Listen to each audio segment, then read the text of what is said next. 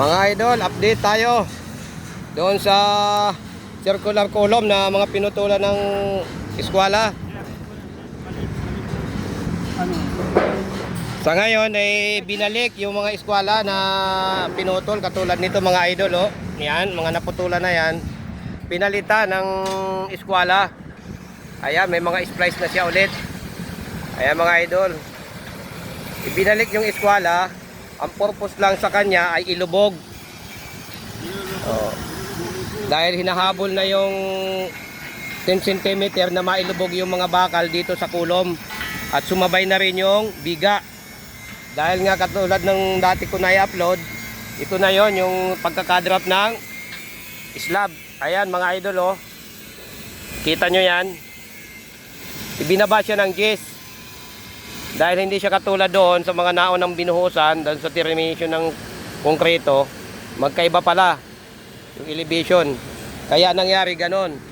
Pinutulan yung mga vertical ng eskwela at ibinaba. Ngayon, ibinalik din yung mga eskwela, nag-splice na lang doon sa mga pinutulan.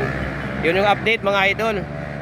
Doon sa ating circular column na mga binawasan ng eskwela, mga pinutulan.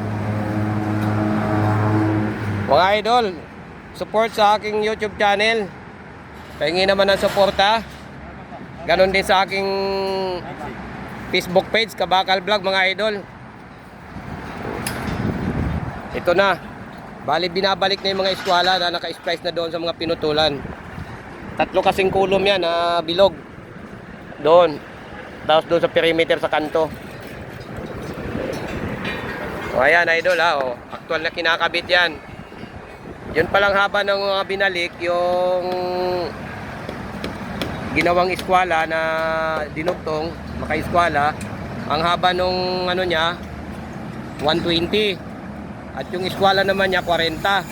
Kaya bali 160 ang haba ng bakal na yan na ibinalik, in-splice doon sa mga naputulan na vertical. Yan idol yung mga update sa mga kulom na pinutulan ng eskwela. Dito sa perimeter yan ha mga idol, ayan oh.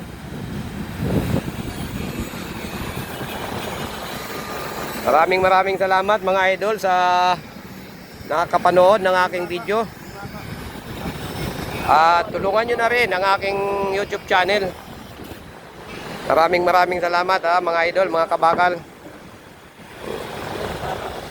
Hanggang dito na lamang mga idol. At God bless sa ating lahat. Pagpalain nawa tayo ng ating pong may kapal. Bye bye, hanggang sa muli.